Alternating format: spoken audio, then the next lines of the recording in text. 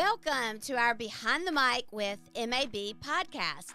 I'm your host, Amanda Fontaine. Join me as I chat with vibrant radio hosts, intriguing television personalities, and the brilliant minds behind TV and radio stations in our broadcast community. Today, I am with one of Mississippi's most respected journalists, Courtney Ann Jackson of WLBT. Courtney Ann is going to share with us how a girl from Corinth fell in love with storytelling, followed that passion to Ole Miss, and eventually built a statewide reporting career that has shaped the news landscape for more than a decade. Even though I was telling her right before this, she's a mere baby. Aww. We will explore Courtney Ann's journey from NewsWatch anchor to Emmy-level reporter. Her experience covering everything from presidential visits, statewide elections, to tornadoes, prison protests, hurricanes, and the historic vote to change the Mississippi state flag. Courtney Ann explains how she shoots, writes, and edits her own content each day, what it takes to break down complicated policy issues for her viewers, and how she consistently earns exclusive interviews with key decision makers at the Capitol. Listeners will also hear about her time reporting in Washington, her role on the 2018 Senate debate panel, her recognition as one of Mississippi's top 50 leaders, and her award-winning coverage that has earned multiple first-place honors from the Mississippi Association of Broadcasters. Beyond the newsroom, Courtney Ann shares pieces of her life as a wife, community leader, traveler, home cook, and supporter of locally owned Mississippi businesses. Her love for the state shines throughout the conversation, and she reflects on why telling Mississippi's stories remains her greatest honor. So we're so excited to have you, Courtney Ann. Thank you so much for having me. Goodness, hearing that, I guess that time does fly when you're having fun because, goodness, 15 years has gone by so quickly, but we've packed a lot into it. Definitely. Well, it was interesting talking to you right before this, and you were saying that when you first came to WLBT, you were just the youngest. Yeah, so the way that things worked out, coming out of Ole Miss, my first job was actually at Fox 40, and we were two different entities at the time. So I was there for almost exactly 2 years before the shared services agreement. For all intents and purposes, it was like a merger. And so we came over to from Fox 40 to WLBT. And at that time, I was the youngest on air. It was when we had Bert, Maggie, Howard, Marcia, Stephanie Bell Flint. A lot of people from the Jackson metro area will recall those on-air personalities. And times have changed, certainly. Obviously, 15 years goes by, but also now I'm one of the more senior members of the newsroom. So that's definitely a shift.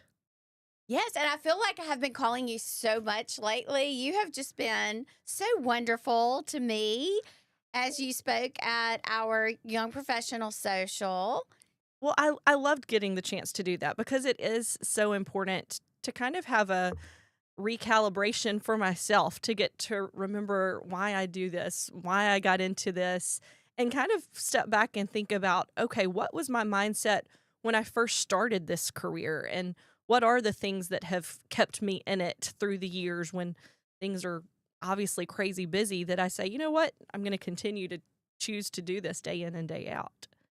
And we're so appreciative that you do. But I thought it was so interesting when I brought up to our Young Professional Committee, I was like, okay, who would you all like to have as our speaker? And it was unanimous. Everyone was like, Courtney Ann would be great. Well, that was such an honor to me. It's interesting that I've gotten the chance to have these connections, somewhat indirectly because of the fact that I'm statewide reporter, because our sister stations in other parts of the state run my story every day. And so some of the journalists in other parts of the state that I may have never met, they run my story every day, and so I'll eventually meet them in person, and they'll say, "Oh, I feel like I know you," and maybe that's the case. Maybe I'm seeing their stories running on our air too, but it does kind of afford me this web of relationships that I don't always know directly because they're so used to running my stories, hearing my voice every day, or seeing me on air where they are.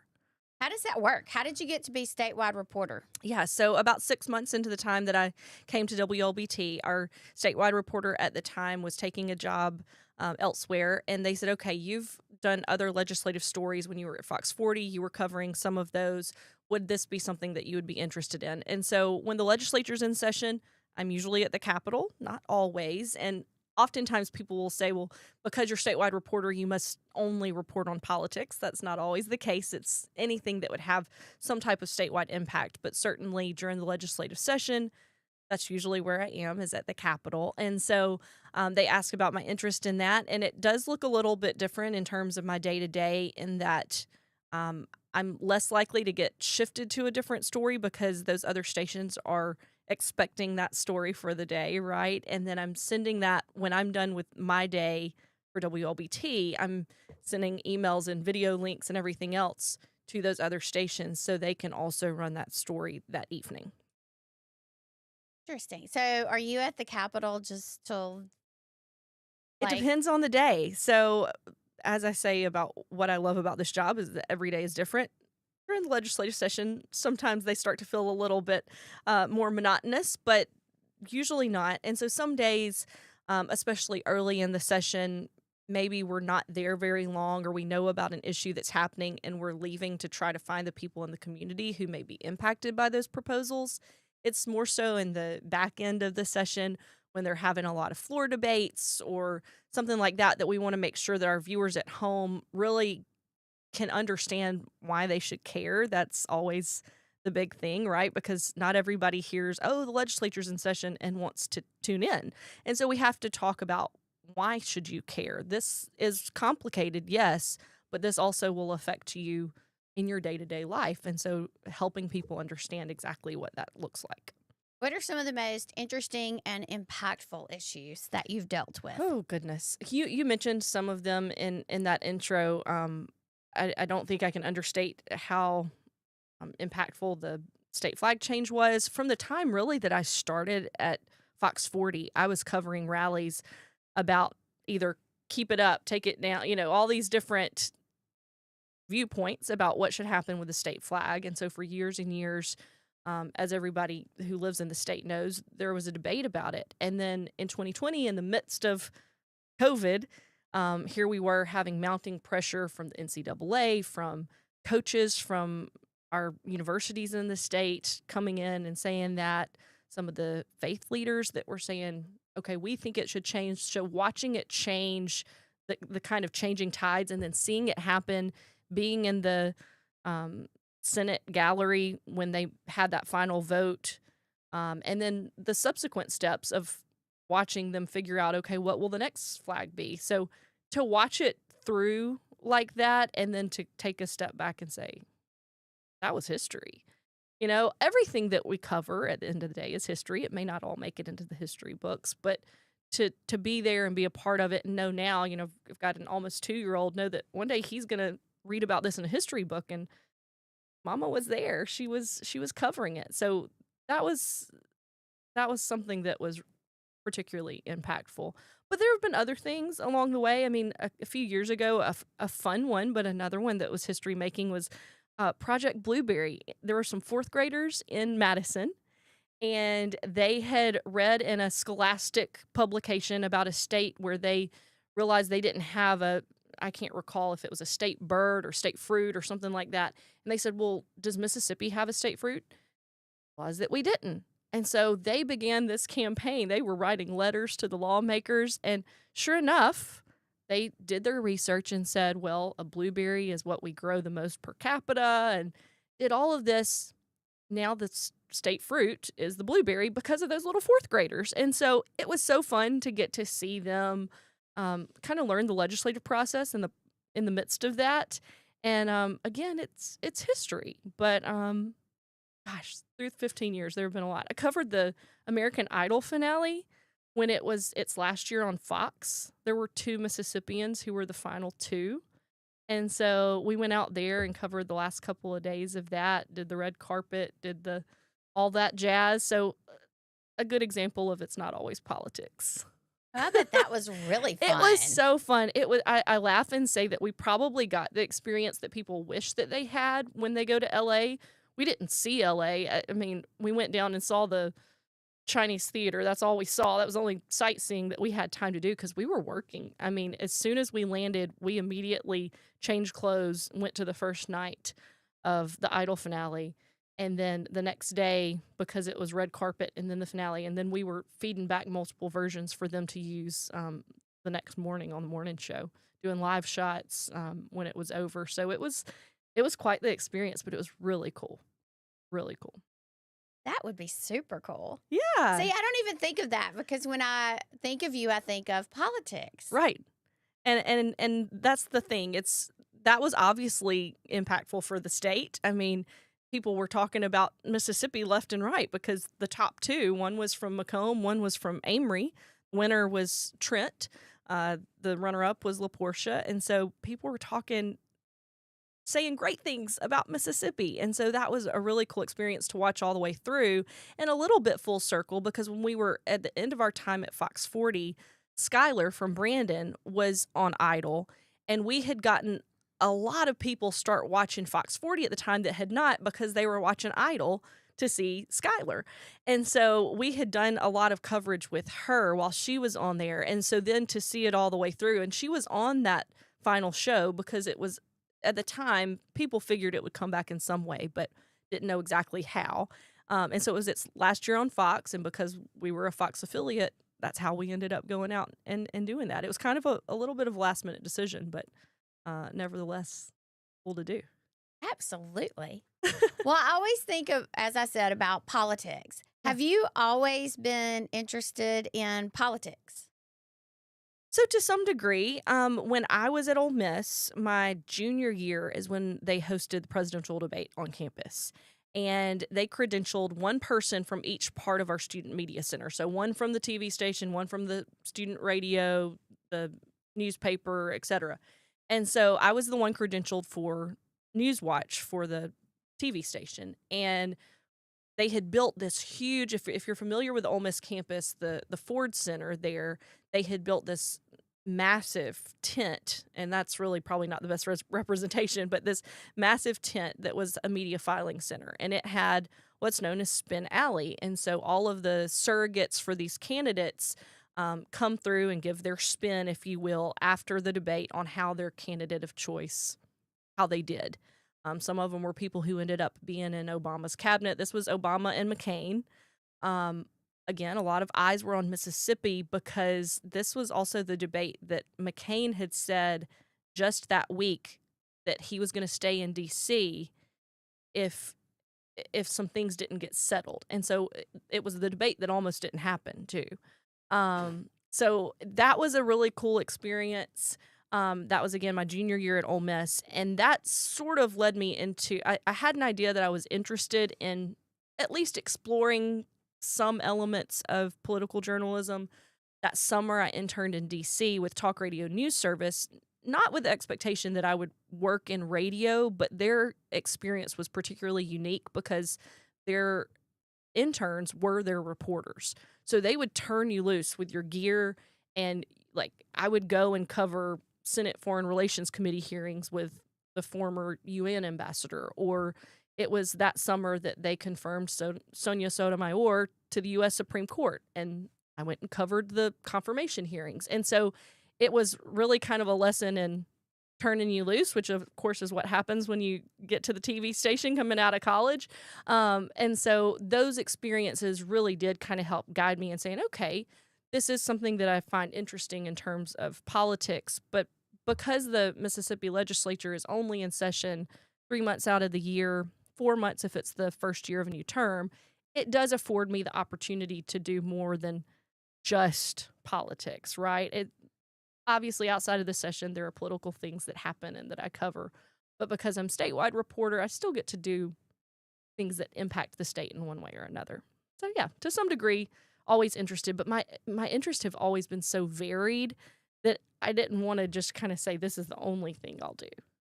Did you always know that you wanted to go into the broadcast industry? No, I knew going into Ole Miss that that's what I was interested in. Again, my interests were so varied that I thought, what can I do that can allow me to kind of explore all of those interests?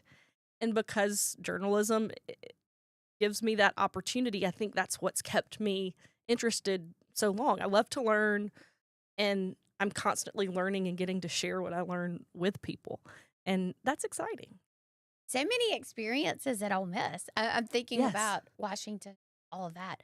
Were you ever a little bit nervous thinking, oh my gosh, like this is so cool that I get to do this? I don't know. Maybe I just don't think in that kind of framework. I don't know. I think it was more exciting than it was nerve-wracking. There were probably times in DC that I thought, I hope I get everywhere I need to go. But aside from the logistics of it, I think that I kind of said, okay, this is my assignment and this is what I'm going to do. And that's generally kind of how I am even still. Sometimes there are situations that you're put into in this job that you're thinking, there is no way on earth that I would do this in my normal life. Like I wouldn't go knock on the door of this person that, was accused of X, Y, and Z, or I wouldn't go ride on this boat through floodwaters with somebody. But your mindset is that of, I want to help people understand this story. And so all of a sudden you're just not in your normal kind of frame of mind, if you will. You're in your professional mode. People laughed the first year I was here. There were a lot of severe weather events. There was a tornado that went through Pearl and some other parts of the city. One that tore up Clinton that first full year that I was here. There was the Mississippi River flooding. And so people laughed who knew me and outside of work and said, you were chasing a storm. Like you weren't like in a closet somewhere, waiting for the sirens to stop. So that's kind of a good example of you do things for work that your mindset's not the same. That makes sense. And obviously, you were an exceptional student at Ole Miss, and I love Deb Winger, and she loves you. Well, we had such a wonderful slate of professors there. Deb got there part of the time through the time I was at Ole Miss, so I knew Deb through the Student Media Center, but never actually had her as a professor. What a wonderful experience that was, because between NewsWatch and getting the chance to do that Monday through Friday live broadcast, I did the Honors College there and had some great experiences through that. Brokaw taught my class for a week. Tom Brokaw interviewed Dan Rather that same year because he was on campus to commemorate actually the riots. He had covered when James Meredith was being admitted. He had come to cover that as a young journalist, and he was coming back to campus to discuss it. So there were some wonderful experiences in my time there, and can't thank the school enough for kind of how it helped build such a foundation, really. And Ole Miss has definitely been in the news a lot lately. We have. I feel, I'm not a sports reporter, but I fully discuss all of the sports ins and outs, for better for worse, with our sports team. So I'm constantly checking my feed for those updates. It was so funny for a while there. Every email I got from my counterparts in other states, like every one of them mentioned Lane Kiffin. Yes, every one of them. They're again, all eyes on Mississippi. Sometimes for good, sometimes for bad. But we are excited to get to be in a playoff game. Exactly. And hosting it. It's a big deal for Mississippi, whether you're an Ole Miss fan or not. It's a great opportunity for the city of Oxford and for the state to get to kind of show off a little bit. Yes, 100%. Are you going? I'm not. Again, I've got the 2-year-old. His birthday is the 21st, so it will be the day after the playoff. So we'll be planning a small birthday party, but nevertheless birthday party. We've packed a lot into those few days around Christmas with a 21st of December birthday. But I think that, in the next year or two, he'll be ready to go to a game. But right now, we would probably be all over the place. We are very active. We love to watch football, and so no doubt he would enjoy it, but I think it would probably be a little much for him right now. A little too much. So cute that he just learned Rudolph. He learned Rudolph. We are in a daily Rudolph the red-nosed reindeer mode, on the way to daycare and at home, and so we're having a fun Christmas season with him kind of recognizing, oh, there's Santa Claus, there's Rudolph, and so he's identifying everything that he sees, and it's fun to get to see Christmas through his eyes. He's my heart. Oh, I guess it's probably is it difficult sometimes kind of juggling that work-life balance? Sure. I feel like I heard somebody say at some point that they don't know if there ever is truly a balance, and I feel that. We do the best we can, and it's worked out really well for us. The daycare where he is close enough that I can drop him off. My husband can pick him up. If something were to happen, I'm just a short drive away from him, and so that makes me feel better. I was blessed to have my mom help take care of him. She lived with us for the first, I think, 8 months, to make sure that we had that time before daycare began, and so we've got family that loves on him, and it's not the easiest to be in this career, this schedule, and juggling a 2-year-old, but he watches the TV and says, "There's Mama," and last week said, "There's Howard," and so he knows where Mama is. Oh, that is the cutest. Oh, he said Howard before he said some members of the family's name. And so we laugh about that, but he loves coming to the station and seeing Howard, and he'll point at the building and say, "Howard," and comes in and sees Maggie and says Maggie's name now, and so it's like an extended family for us. We're all together so much, and I guess he heard Howard's voice for 30 minutes straight for 5 days a week while I was expecting, so he was familiar with his voice, perhaps. Yes, and he has a very distinct voice. He does, and so that's been sweet to get to have him around the WLBT family. So what are some of your hobbies? What are things that you like to do? So growing up, I danced a lot. Once I stopped dancing, I kind of stopped taking dance because I was gonna start cheering. And so I cheered all through school, but still choreographed for musicals and things like that. I did musical theater all through school. If I had a different career, I would say I would probably still be doing some of that in some capacity, even if it was just like community theater. It's something that I really enjoy that people probably don't know about me. And then I love to cook. I don't get to do it as much as I once did with little one. And then just right now, it's a matter of spending time with little one and seeing the world through his eyes. So any free time I have right now is with him. Love to travel. Would love to go back to Europe when the time is right. But right now, everything's about little. And I'm perfectly fine with that. What we wanted. He's not spoiled at all, Not is at all. he? And see, I'm an only child, and so, he's the first grandbaby on one side, the third on the other one, but he is when I was little, being an only child, people would ask me if I was spoiled, and I would say, "I'm just loved." I have a feeling he'll have a similar sentiment. What does he tell you he wants for Christmas? We haven't gotten quite to the point that we identify a list. But he is pretty opinionated already, and so I have a feeling that probably next year will be to a, "This is what I want." We're definitely to an "I do it" stage. If he sees you handing him something or trying to help, "I do it." So we're an independent soul. That's what I was about to say. He's very independent. He is. Like his mama. Well, I guess the apple doesn't fall too far from the tree on that one. Does he like Santa? He does. So we saw him last year and didn't have any tears. We took a book. He loves to read, and so we thought that would maybe help. So we took the night before Christmas, and he was able to kind of let Santa look at that with him, and that kept him calm. We've seen him this year, and he was kind of indifferent. He didn't particularly smile, but he he was not bothered by him. He sat there, and now when he sees the picture, he says, "Candy canes." He gave me candy canes, and so he did. He had miniature candy canes. He's remembering that, and he was waving to him when we left. So I don't think we're going to be a Santa crier. Oh, that's a good thing. Yes. That's positive.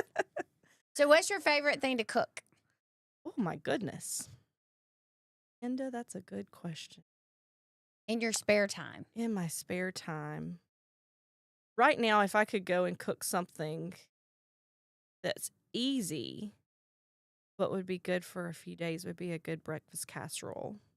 I don't know that that's probably like the most favorite, but that's the first thing that came to mind. Maybe because it's right at the holidays. My family usually does that for Christmas morning with some fresh fruit and things like that. And so it's one of the things that if I had the time, I would perhaps make it more often than I do. Oh, I love a good breakfast casserole. It's so good. It's so Yes. good. And it's not particularly time consuming, but again, when you have a little one, we are going to get him a tower so he can help in the kitchen. I think we're just about to the age that we can do that. So maybe I'll do some more cooking again and not have such a pause when somebody asks me my favorite thing to cook.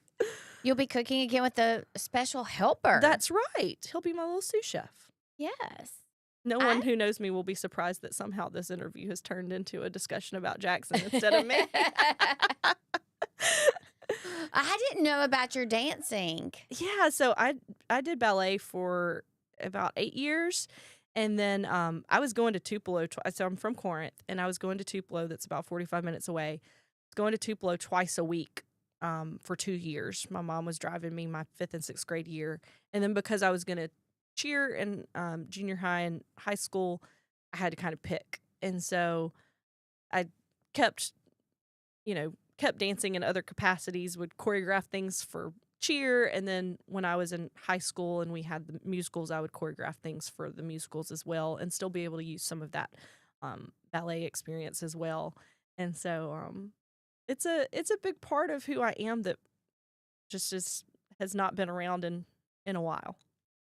I did the same. Did you? All the way up until, and I cheered too, Uh-huh. all the way up until my senior year. Yeah. And my senior year, I decided I didn't want to do the solo with the recital. I was like, I don't have time to learn that. It's Yeah. okay. But yeah, Yeah. that's why I have crooked toes, is because I started toe Mhm. before I was supposed to. Ah.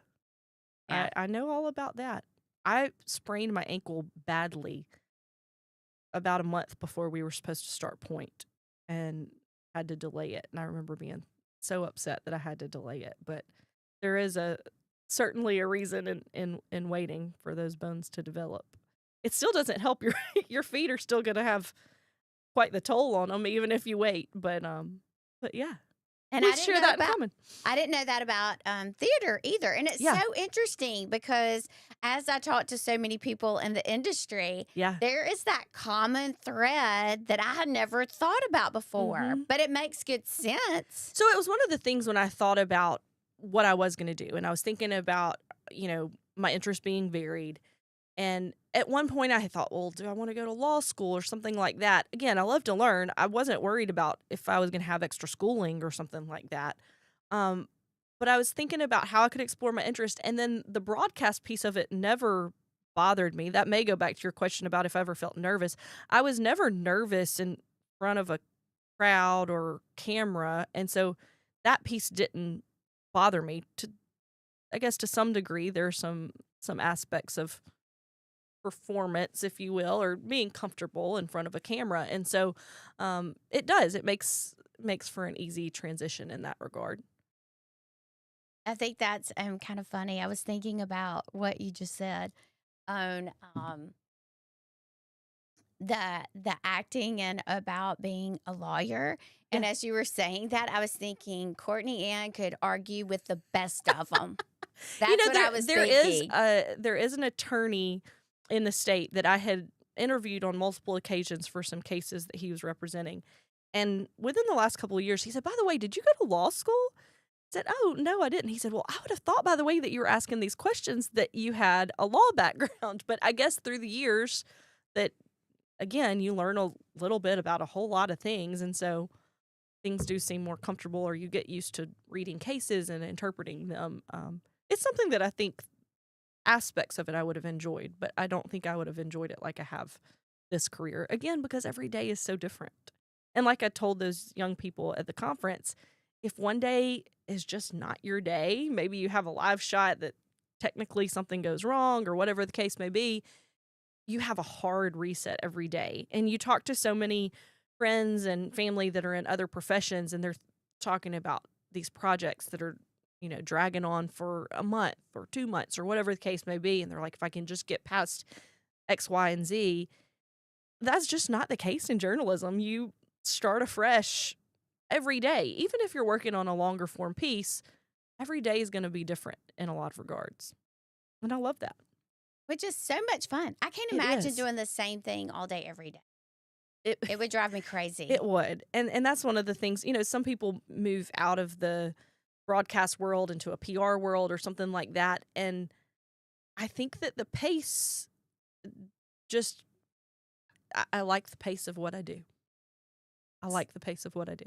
So if someone came up to you and said, okay, Courtney Ann, why do you love what you do? The first part of that would most definitely be it's something different every day. I get to share the stories of people who maybe don't have a voice. I get to kind of be their megaphone, if you will.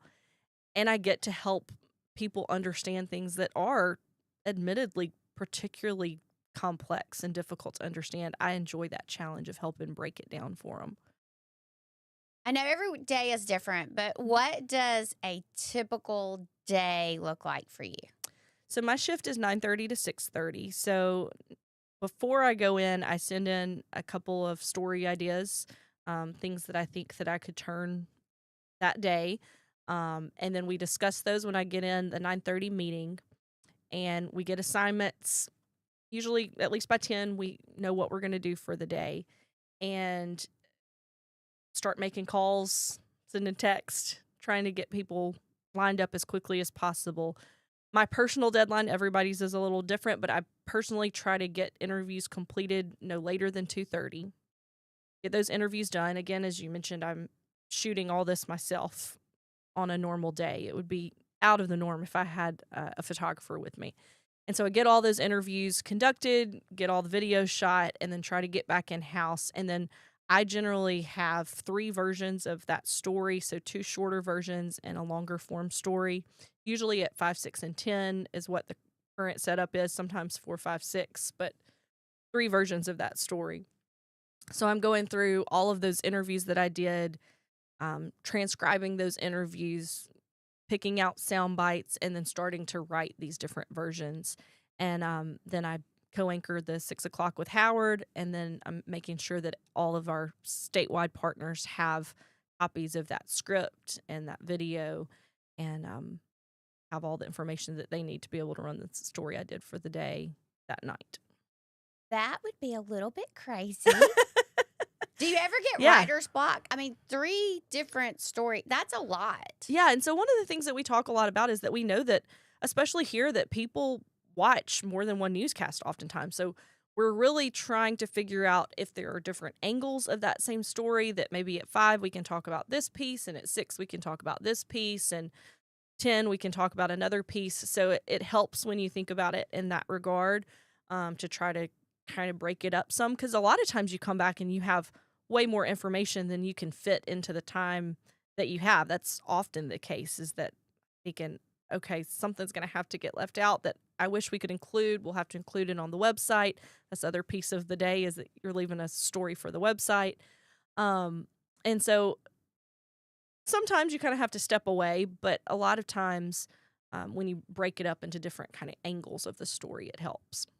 Are there ever mornings that you're like, wow, I don't really have a story idea for today? There are mornings, and usually something will come along, or sometimes it's a matter of looking at what's happened nationally and saying, is there some kind of impact here in Mississippi? Or, hey, this other state, like a couple of states are mentioning this. Maybe that's happening in Mississippi, but nobody's talking about it. So sometimes it takes a little bit more digging before the day and my shift technically ever begin, to try to find those story ideas. And you're so well respected in the Thank you. industry. I Thank mean, you. look at your accolades and your awards you've received. That's so awesome. Well, it's an honor and something that certainly is not the reason that I do any of it. It's nice to know that people recognize it when you step back and think about it, but um, it's a joy to do what I get to do, and I enjoy it. Like I said, it's something different every day, and so the time has gone by so quickly, and there's still so much more to cover. And so I enjoy getting to tell the story. Being from Mississippi, I enjoy getting to tell the stories of people from our state. And sometimes it's things that people just didn't know about, or it seems off the wall. And then you get to share it, and then you hear other people talking about it kind of out in the community. And you're like, okay, they heard the story, and it's kind of the waves are happening. People are talking about I can't imagine what your phone would be like, it. especially like during session. Is everyone just like Courtney Ann, Courtney Ann, Courtney Ann?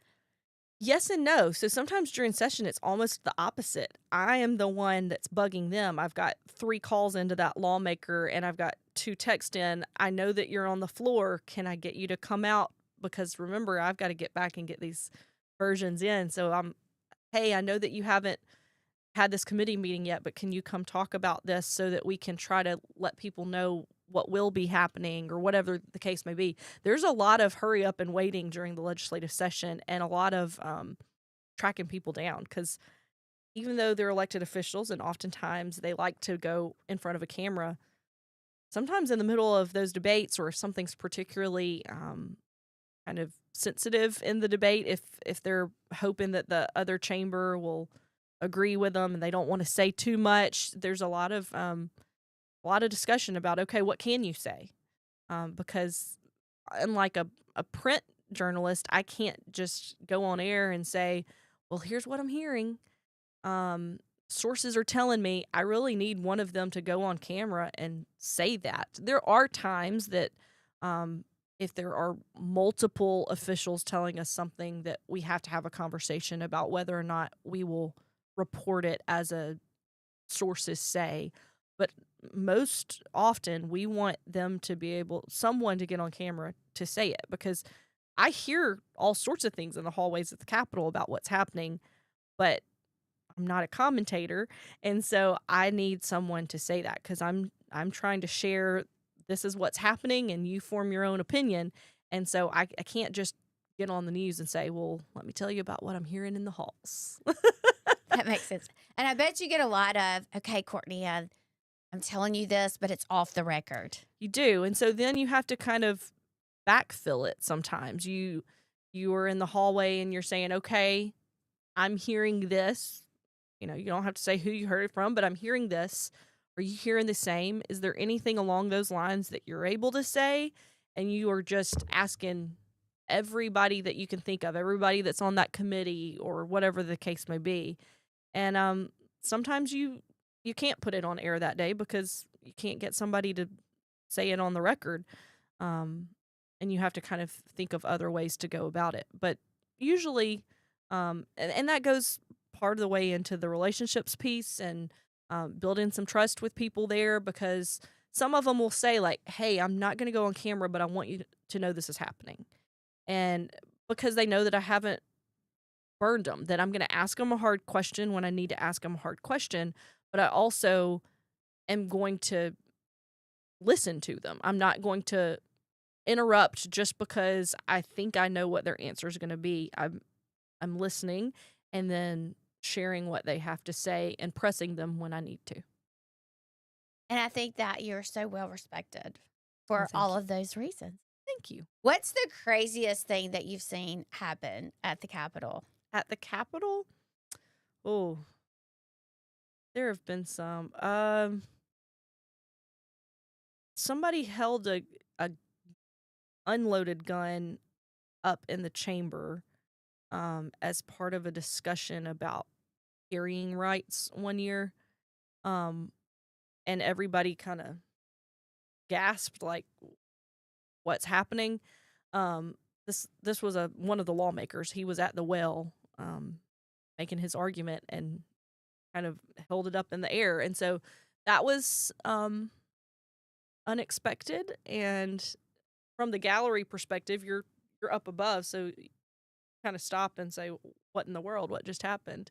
Um, so that was one of the one of the stranger ones. One of the things that comes to mind Yeah, for that sure. would be pretty crazy. Yeah, and some of the things. Some days there are crazy things that happen that outside of the walls of the Capitol and like a really politico kind of world, we have to stop and think, does somebody at home care that it was crazy? Like it was crazy in the inside baseball kind of world, but does it make a difference at the end of the day? Did they still get it passed? Did they, because sometimes it's just not, it made for a crazy day for the people there and maybe for those of us covering it, but not necessarily for somebody at home. You can get stuck inside a Capitol bubble really fast during the session. That makes perfect sense. What is maybe one of your favorite stories in general that you've ever covered? Oh, goodness.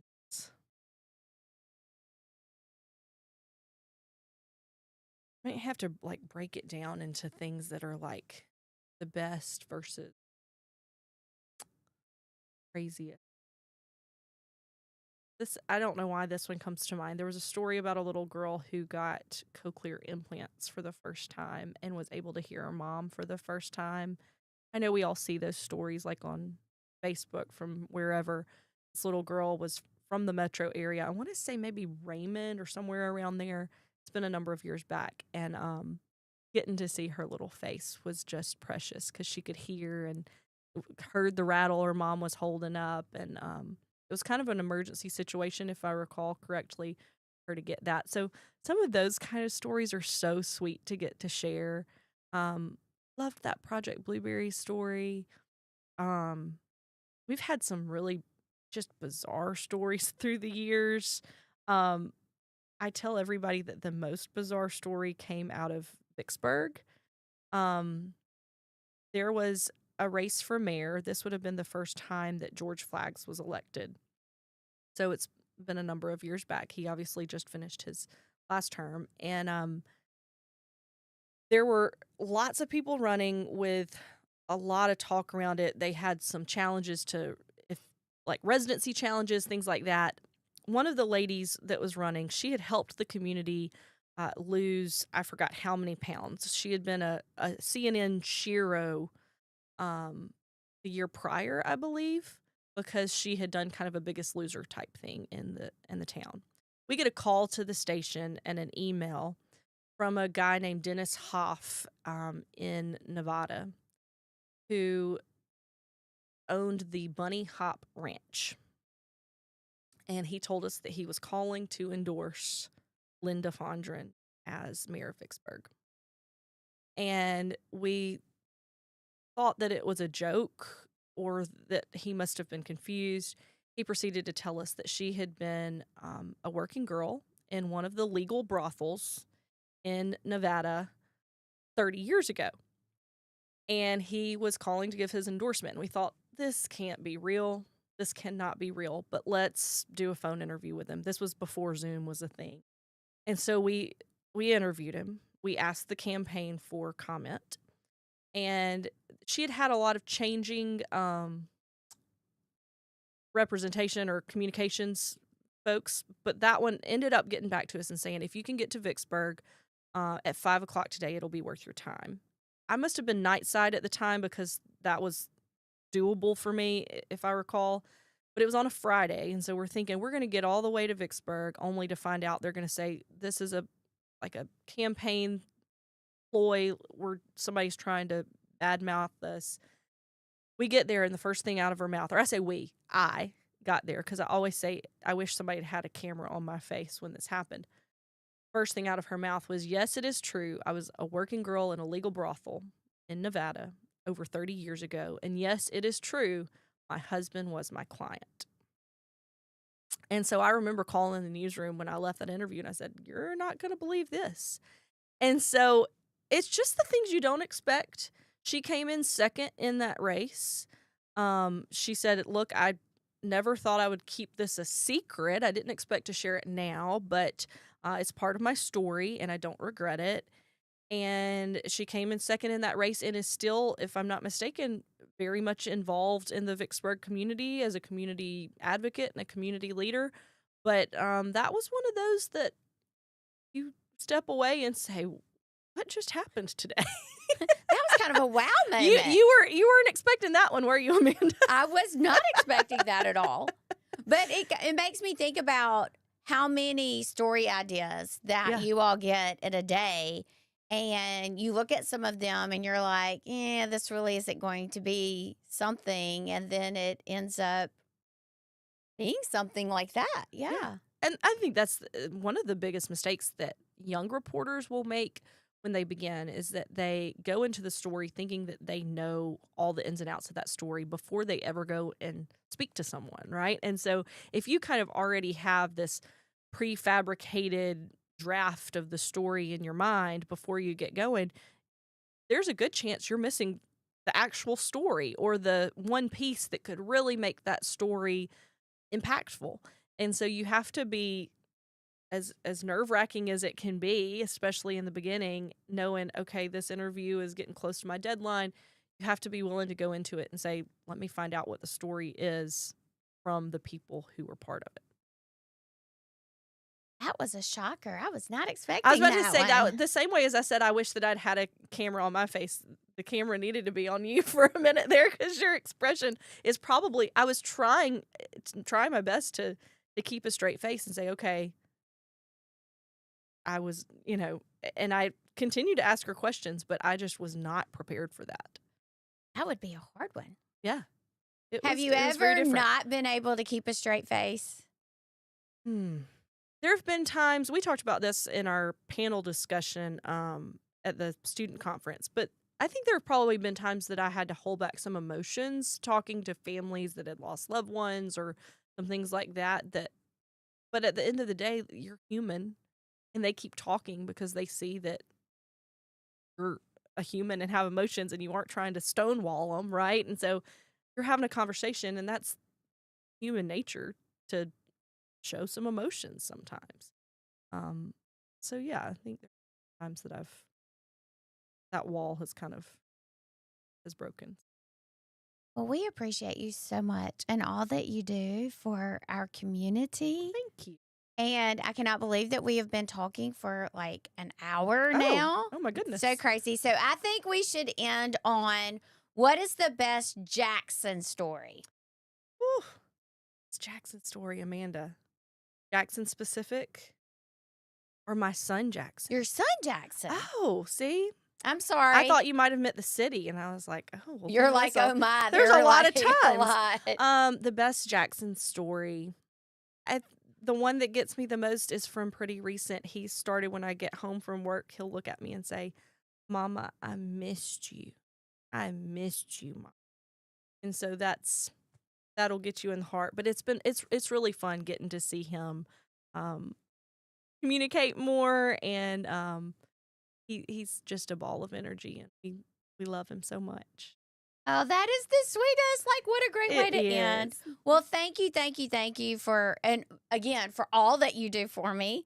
As I'm like, hey, how about keynote for student conference? Hey, Courtney Ann, how about this? And you always say yes. Well, I'm happy to help. Thank you. And so excited to have you on the podcast today. Thank you for having me. I enjoyed getting to chat.